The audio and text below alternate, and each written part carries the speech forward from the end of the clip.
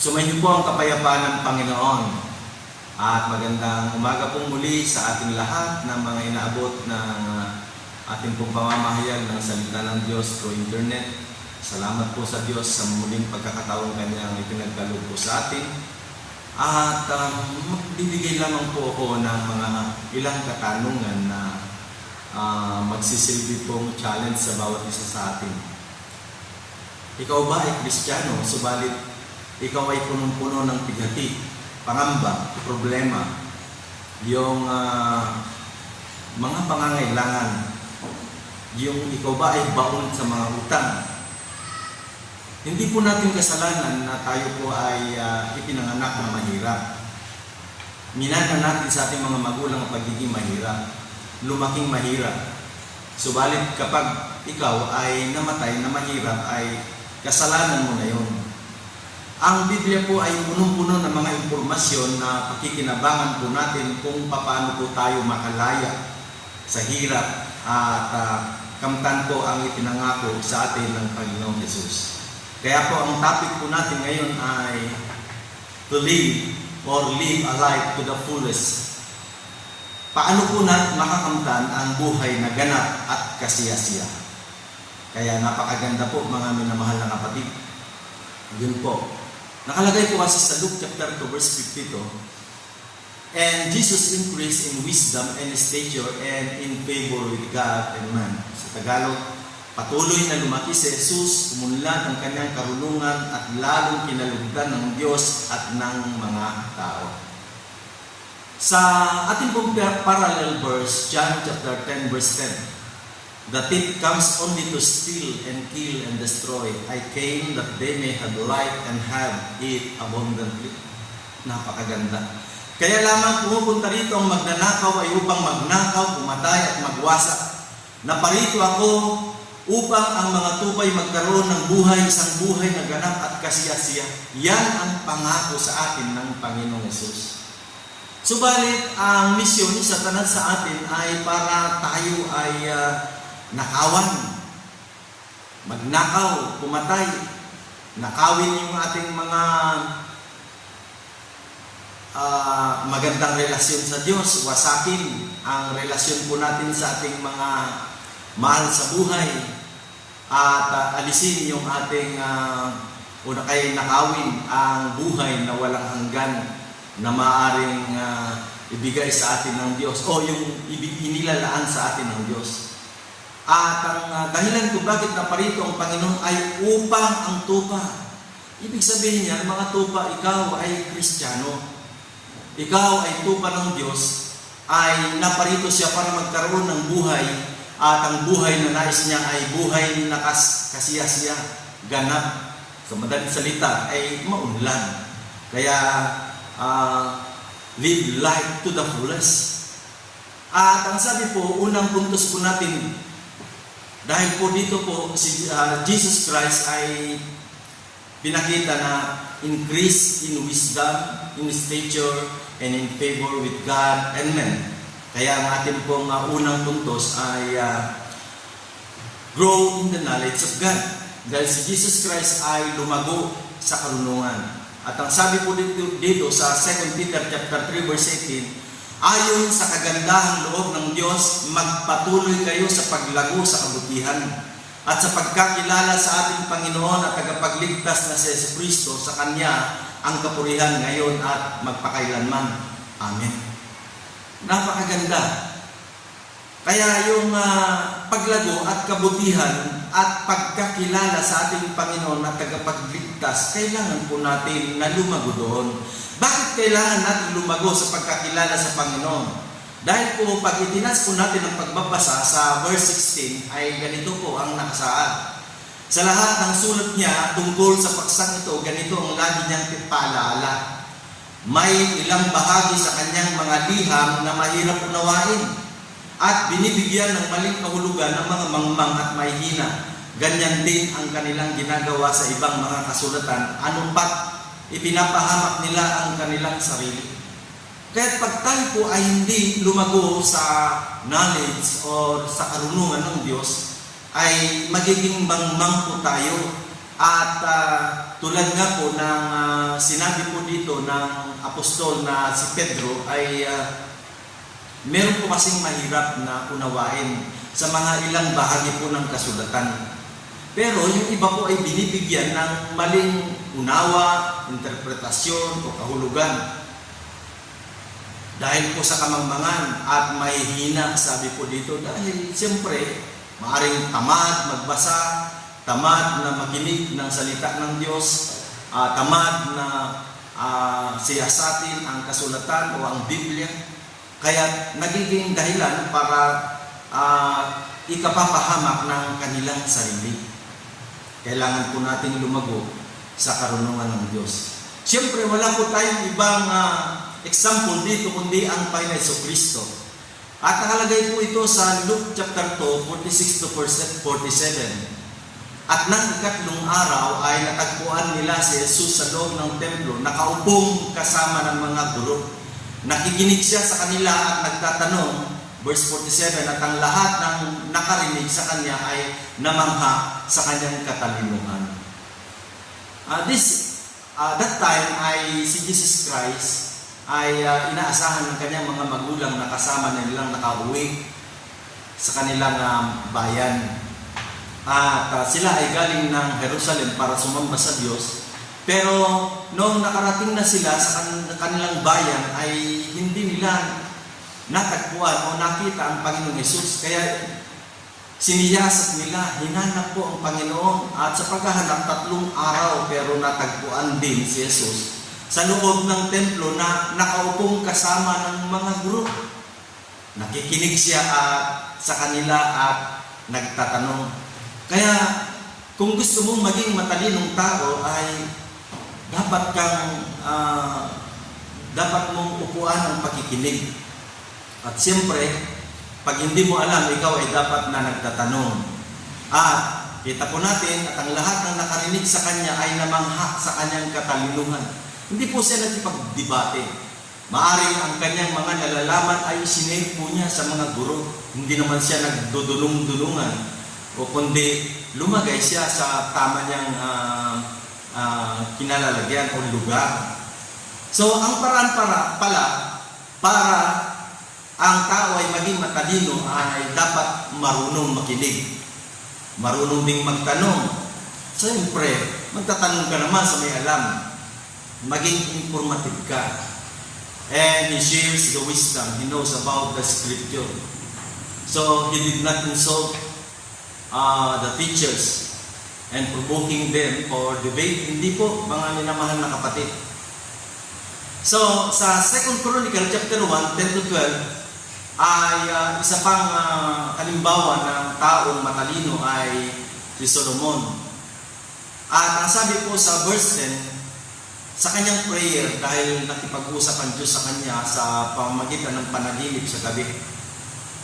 Kaya ngayon, ang hiling ko'y bigyan ninyo ako ng katalinuhan at kaalaman, sa verse 10 po yan, upang mapamahalan ko ng marapat ang bayang ito. Kung hindi ninyo ako bibigyan ng kakayahan, paano ko pamamahalaan ang malaking bayang ito? Dahil problema po niya yun. Dahil marami pong tao ang kanyang pamamahalaan. Milyon.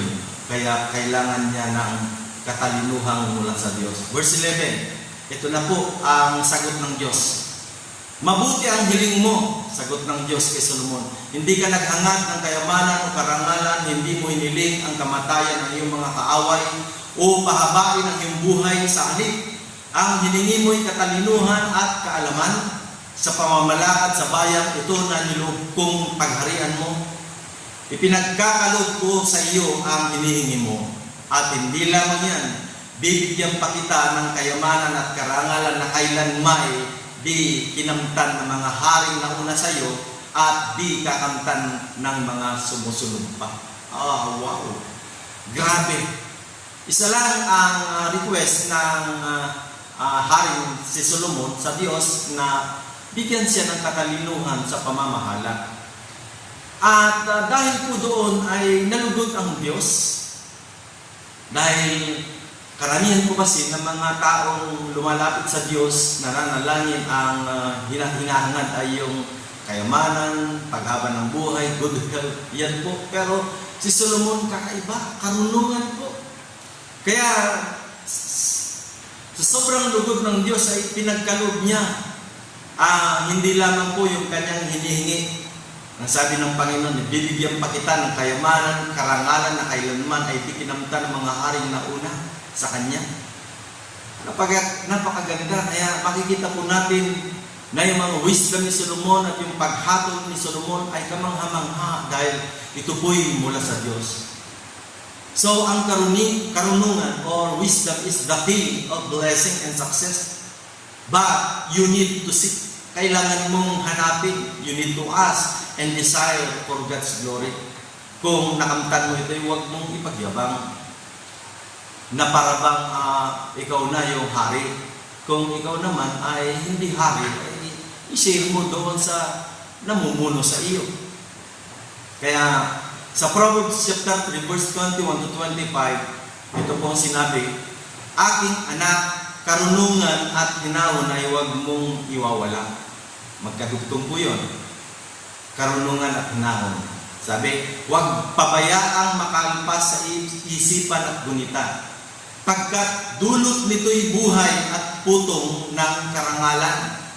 Kung magkagayoy, lalakad kang matiwasay, landas mo'y mapapatatag o mapapatag, walang pigil, walang hadlang. Sa lahat ng iyong lakad, wala kang alalahanin, at sa lahat ng pagtulog mo ay masarap at mahimbing. Kahit hampas itong bagyo ay dumating ng biglaan, hindi ka magugulo na tulad ng mga mangmang. Ito po ay paalaala sa mga anak ng Diyos, sa mga Kristiyano, na ang karunungan at hinahon ay magkakambal po yan na hindi dapat na iwawala. Huwag hayaan na makaalpas sa isipan at gunita. Na ang dulot po nun ay buhay, putong ng karangalan. Siyempre, pag ikaw ay marunong, kikilanlan ka. Kikilalanin ka at magiging daan yun para ikaw ay parangalan. At ang sabi diyan ay lalakad kang matiwasay. Landas mo'y mapapatag. Mapayapa, ibig sabihin. At walang pigil, walang hadlang. Sabi, at sa lahat ng lakad, wala kang alalahanin. Hindi mo po yan na hindi ka masyadong naguguluhan o kaya walang kaguluhan nagaganap. At yung pagtulog mo ay masarap, mahimbing. Kaya nga kahit na hampas nitong bagyo, yung mga dumadating na pagsubok, biglaan, hindi ka magugulo na tulad ng mangmang. Dahil yung mga mangmang, siyempre, kulang ng karunungan ay wala sa kanila po itong mga paghahanda. So, ito ang dulot ng karunungan. Pag taglay mo ito, ay mapanatag ka. And there are two kinds of wisdom. Of course, wisdom from above and earthly wisdom. Yung wisdom from above ay yung alam mo ang salita ng Diyos at sinusunod mo ito. At yung earthly wisdom ay ito po yung mga alam mo na ang lahat ng mga bagay, galing mo sa mga sa school, marunong ka, may mga medals ka, subalit wala kang alam patungkol sa kalooban ng Diyos at hindi mo alam ang wala kang pinaghandang eternal life or eternity, puro lang pang mundo ang nasa sa iyo, ay napakahirap po yun, mga minamahal na kapatid.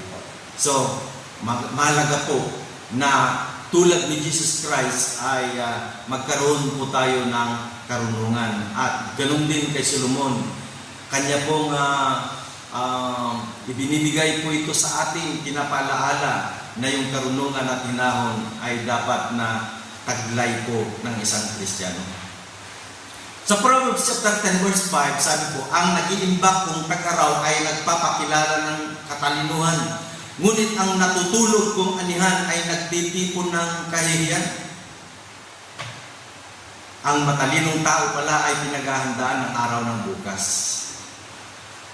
Ang isang matalino ay masinop at nag-iimpo, lalo na sa panahon na tulad nito. Ang sabi diyan ay tulad ng tag-araw. Kasi siyempre, hindi naman lahat ng panahon ay may pera ka. Pero sa panahon na meron kang blessing or pera, ay matuto kang magsubi, matuto kang magsinop. Dahil ang issue po dito is to live a life to the fullest. Pero kung wala kang ipon, puro ka utang, Kristiyano kang naturingan, ay parang napakalaking question mark po ito. Naparito ang Panginoon upang tayo bigyan ng buhay na ganap at kasiya-siya. Tinanggap mo nga ba talaga ang Panginoon? Pero hanggang ngayon ay para bang hirap na hirap ka sa buhay.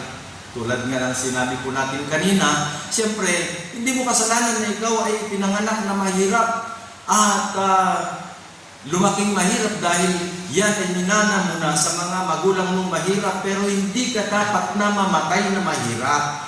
At ang salita ng Diyos ay punong-puno ng mga impormasyon para tayo po ay makaalpas at tayo po ay makalaya sa nais ni Satanas na dyablo na tayo pahirapan.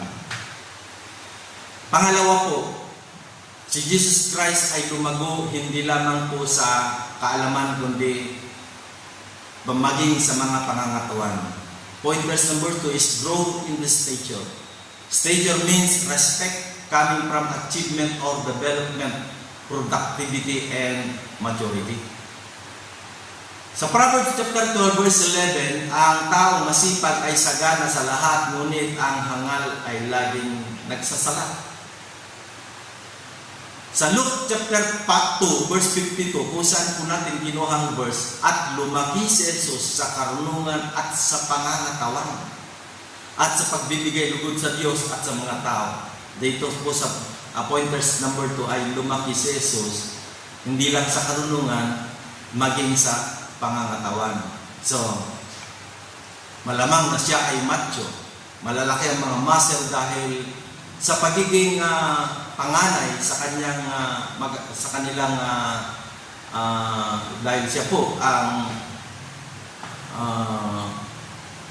nagtaguyod sa kanyang mga kapatid pagkatapos ng kanyang amang si Jose ay maaring naunang kinuha ng Panginoon dahil wala na po siyang nabasang kasaysayan po sa Bible, naging masipag ang Panginoong Jesucristo. Kaya lumaki ang kanyang pangangatawan. Hindi po siya lampa, hindi po siya payatin, hindi po siya parang sa salitang kanto ay yung lantutay. So, meron po siyang achievement. Sa makatuwid si Jesus ay isang taong masipag, kaya nga malusog ang kanyang pangangatawan. Dito mga minamahal na kapatid, sabi po sa 1 Thessalonians 4:11-12, pagsikapan ninyong mamuhay ng tahimik, ang inyong harapin ay ang sarili ninyong gawain, magpagal kayo para sa inyong ikabubuhay tulad ng sinasabi namin sa inyo. Sa verse 12, sa gayon igagalang kayo ng mga hindi pa kumikilala sa ating Panginoon. Bukod dito, hindi ninyo iaasa sa iba ang inyong ikabubuhay. Isang napaka-encouraging verse na yung lumaki sa pangangatawan ay yung maging masikap, mamuhay ng tahimik, hindi ka pakialamero, hindi ka nakikialam sa buhay ng iba. Ang sabi diyan ay ang haharapin mo ay yung sariling gawain, yung mga responsibilidad mo sa iyong magulang, sa iyong trabaho, harapin mo yun. Huwag yung pag may trabaho ka ay nakikipagchismisan ka. O kaya naman ang responsibilidad mo sa loob ng church ay huwag mong pabayaan yun. Hindi na kailangan pa na ikaw ay pinatatawag dahil alam mo na kung ano yung responsibilidad mo. Dahil yun ay sa ikalalahati ng Panginoon. At sabi po sa verse 12, sa gayon, igagalang kayo ng mga hindi pa kumikilala sa ating Panginoon. Kaya nga po naging tanyag ang Panginoon. kinalugdan siya hindi lang ng Diyos, kundi ng mga tao. Dahil, siyempre, sasabihin ng mga tao, pupurihin ka pagkakasipag naman ng batang are. Pero, kung hindi mo ginagawa mga bagay nito, Kristiyano ba yan? Yan ang itatanong ng mga tao sa atin. Kaya, bukod pa dito, sabi, hindi natin iniaasa sa iba ang ating ikabubuhay kasi nagtatrabaho tayo ng para sa atin. Hinaharap natin ang mga tungkulin na dapat nating isagawa. At siyempre, yung nagpapagal tayo para sa ating ikabubuhay. At sa 2 Thessalonians chapter 3 verse 10 ay ito ang sinabi. Nang kasama pa ninyo kami, ito ang tagubilin ibinibigay namin sa inyo. Huwag ninyong pakanin ang sinumang ayaw gumawa. Utos po ng Diyos yan, hindi po ng pastor. Wala palang karapatan ang taong kumain pag siya ay tamad. Nuulit ko, walang karapatang kumain ang taong tamad. So, siyempre pag tamad ka, malayong blessing. Ano nga ba ang mga achievements natin sa buhay? Sa trabaho, lalo na po sa mga panahon na ito na lockdown. Kung natanggal ka sa trabaho, sa mga panahon na ito, titigil ka na. Dapat mag-excel po tayo. Dapat mag-discarte po tayo. Dapat ay naghahanap pa rin tayo ng paraan para tayo po ay kumita ng pera. Dahil ang hirap po sa mga panahon na ito na wala kang hawak na pera. Kumusta po ang achievements po natin sa ating pong ministry? Sa Diyos, sa Great Commission, lockdown na rin po ba? Bagamat totoong lockdown po tayo, but we are not in shutdown. Hindi po tayo na shutdown. Kaya, dapat po ay meron pong pag-unlad na nagaganap. Kung tatanungin ka, meron bang pag-unlad na nagaganap sa ating buhay? Tapos sasabihin natin ay Kristiyano tayo at tayo ay anak ng Diyos. Ay ang Diyos natin na Ama ay mayaman at makapangyarihan. Tayo ay para bang laging nasa buntot. Ang pangako ng Panginoon sa Deuteronomy chapter 28 pag tayo po ay sumunod sa kanyang kalooban, lagi tayong pagpapalain. Hindi po tayo na nasa buntot, kundi laging tayo ang nangunguna o leader. Hindi po tayo tagasunod, kundi nagpapasunod dahil alam po natin ang mga panuntunan ng Diyos. So number 3 is learning kingdom principle. High regard with God dahil kinalugdan ng Diyos si Jesus Christ. Tignan po natin kung paano po yung mga ilan sa mga ginawa ng Panginoon. Bakit siya kinalugdan? Tayo kaya, kinalulugdan din kaya tayo ng Diyos? Sabi po sa Matthew chapter 3, 13-17, si Jesus ay dumating naman sa Jordan mula sa Galilea at lumapit kay Juan upang pabautismo. Sinansala siya ni Juan na ang wika, ako po ang kailangang bautisman ninyo at kayo pa ang lumapit sa akin. Ngunit tinugon siya ni Jesus, hayaan mo itong mangyari ngayon sapagkat ito ang nararapat nating gawin upang matupad ang kalooban ng Diyos. At pumayag si Juan. Nang mabautisman si Jesus, umahon siya sa tubig, nabuksan ang langit at nakita niya ang Espiritu ng Diyos bumaba sa kanya gaya ng isang kalapati at isang tinig mula sa langit at nagsabi, ito ang minamahal kong anak na lubos kong kinalulugdan. Wow! Praise the Lord! Maging si Juan. Tingnan po ninyo, kilala ni Juan si Jesus Christ. At dahil sa alam niya kung ano yung kanyang posisyon, sabi niya, bakit kayo pa ang lumapit sa akin para magpabautismo? Ako po ang kailangang bautismoan ninyo. Kayo pang lumapit. Pero ano sagot ng Panginoon? Hayaan mo itong mangyari ngayon. So nandoon po yung humbleness. Dahil ang nais niya, sabi niya, sapagkat ito ang nararapat nating gawin upang matupad ang kalooban ng Diyos. Kaya yung God's principle, yung high regard with God, yun ang nasa puso ng Panginoon. Kaya naman nung Panginoong Jesucristo ay mabautismoan na, ay narinig ang isang makapangyarihang tinig mula sa langit. Ito ang minamahal kong anak na lubos kong kinalulugdan. Pinagmalaki at narinig ng ilan, lalo na ni Juan Bautista. Tayo kaya, ilan na ba ang narinig natin sa iba na, wow, ang ganda ng ugali ng tao ito. Napakasarap namang kasama. Nalulugod akong kasama siya. O, ikaw ay kinabubwisitan. Tanong lamang po yun. So, fulfilling God's righteousness, He submitted to the will of God.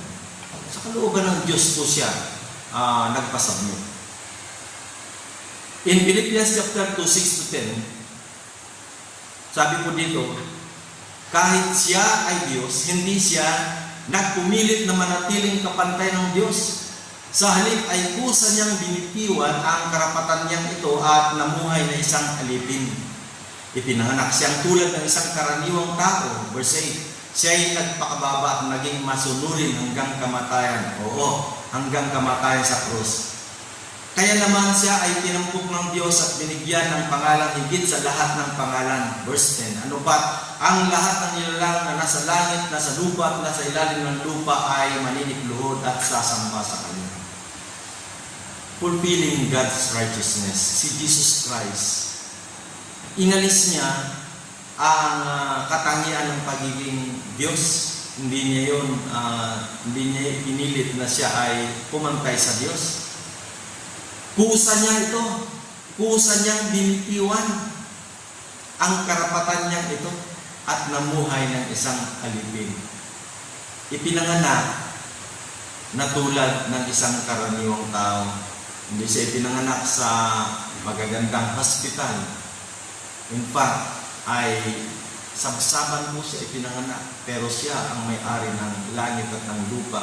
Nilalang ang lahat ng bagay dahil sa Kanya at para sa Kanya, pero yung pamumuhay bilang isang nagpapakababa dahil talagang ginanap niya ang kalooban ng Diyos, kung kaya siya naman, sabi dito, ano ba't ang lahat ng nilalang nasa langit, nasa lupa at nasa ilalim ng lupa ay maninikluhod at sasamba sa Kanya. Dahil nung nagawa niya ito, itinampok siya ng Diyos, itinaas siya ng Diyos, at ang dahilan, siya ay nagpakababa. Tayo po, gaano po tayo kababa? Pag tayo ay may karunungan at mayroong mga achievement sa buhay, kumikita na tayo ng medyo malaki, ang yayabang na po natin. Nakakalimutan natin na mayroon po tayong pinagmulan. At hindi natin na-appreciate at na-recognize ang Diyos na siya ang dahilan ng lahat ng ito. At si Jesus na nagbigay ng kanyang buhay at nais niya na maging ganap at kasiya-siya ang ating buhay. In Matthew 6:33, ngunit pag sumakitan ninyo ng higit sa lahat ang pagharian kayo ng Diyos at mamuhay ng ayon sa Kanyang kalooban at ipagkakaloob niya ang lahat ng kailangan ninyo.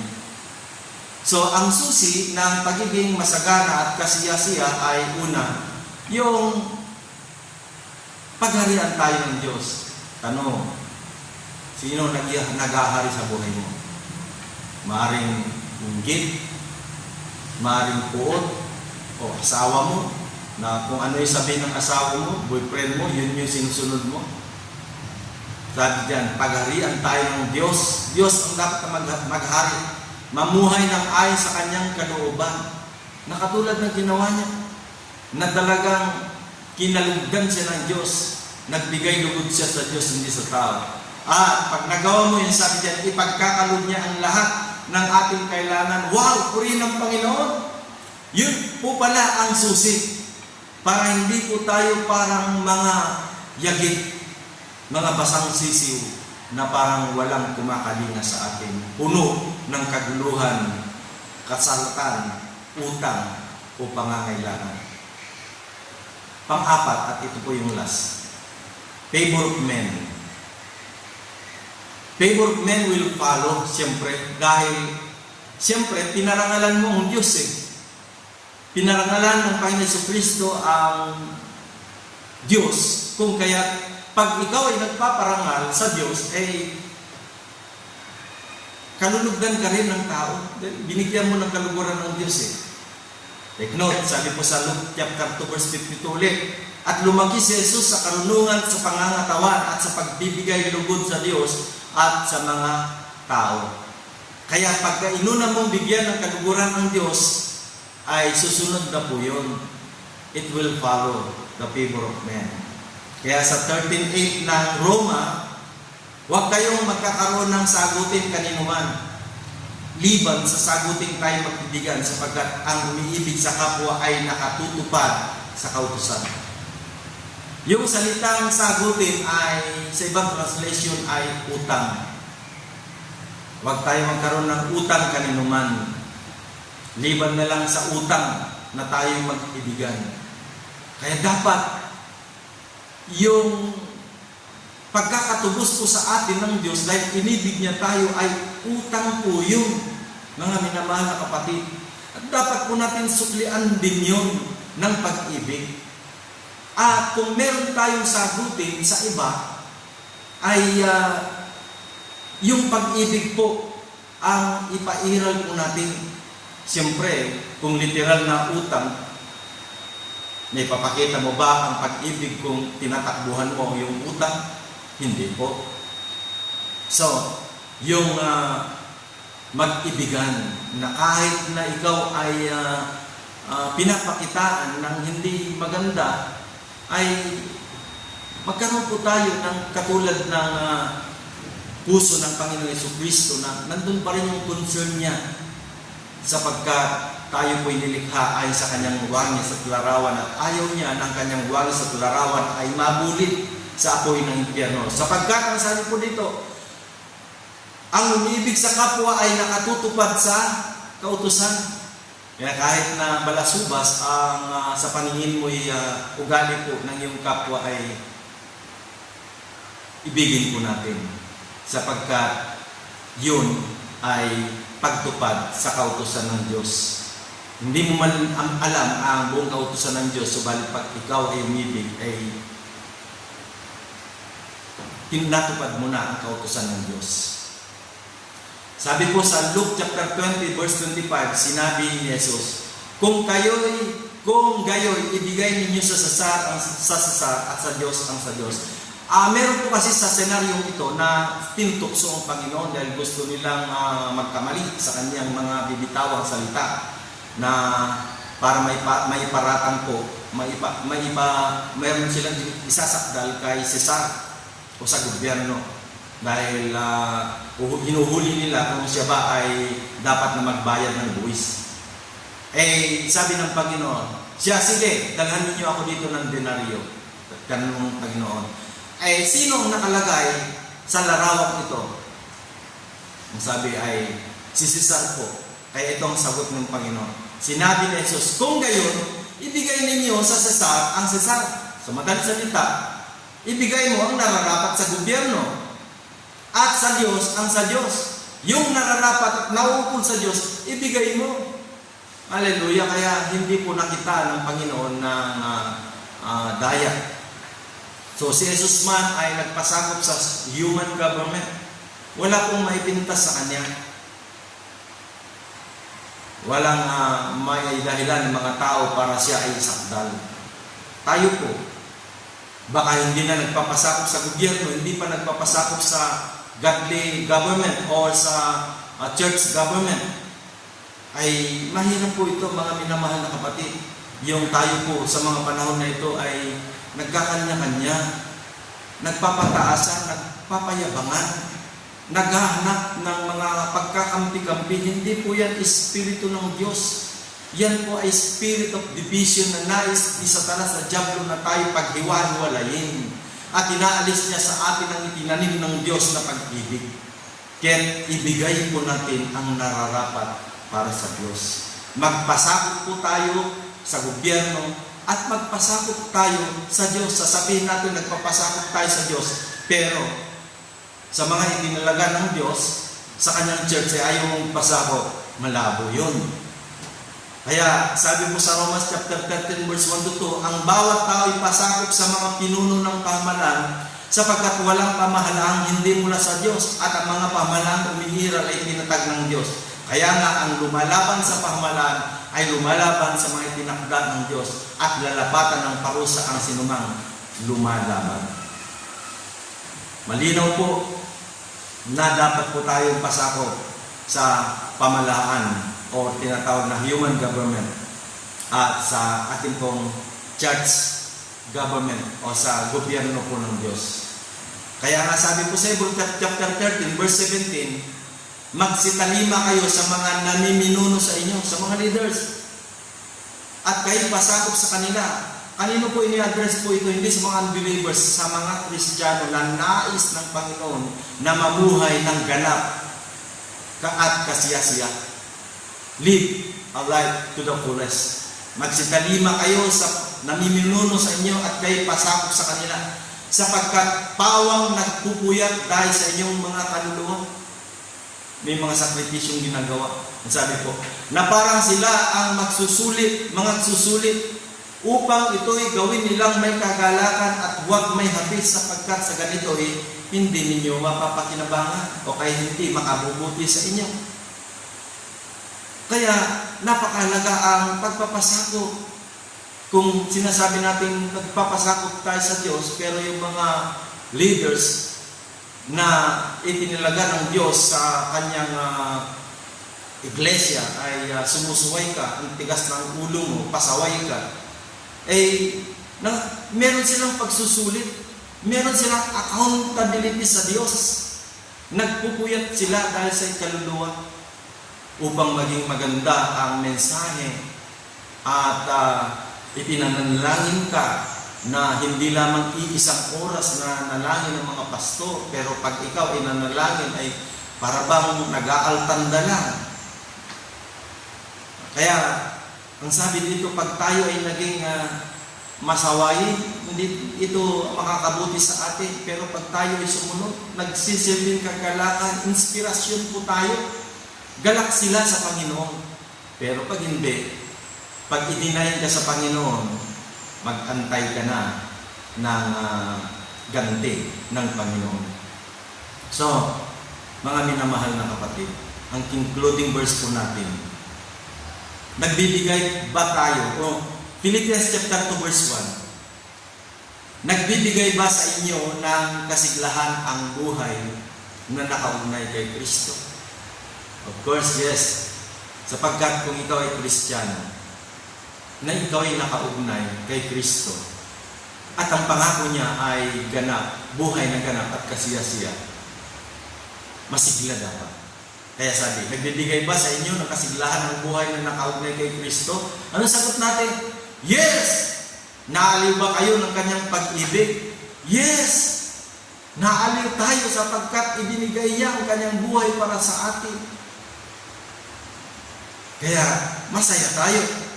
May pagkakaisa ba kayo sa Espiritu Santo? Yes! Hindi po dahil isang Espiritu ang ating tinanggap sa Panginoon, hindi espiritu ng galit, hindi espiritu ng pagkakampi-kampi. Meron tayong unity in the Spirit. Kayo ba'y may nagaramang hangarin na tumulong sa iba o lockdown na? Ang katuwiran natin ay wala, taghirap. Pero Kristiyano ka na tuwingan. So, hindi mga minamahal na kapatid. Dapat meron tayong hangarin at nagaramang tumulong sa iba. Kaya sa verse 2, kung gayon, lubusin ninyo ang aking kagalakan at maghari sa inyo ang pagkakasundo-sundo. Mabublot kayo ng isang pag-ibig at maging isa kayo sa puso't diwa. Purihin ang Panginoon. Magandang umaga po sa bawat isa sa atin. Naway pagpalain po ang bawat isa.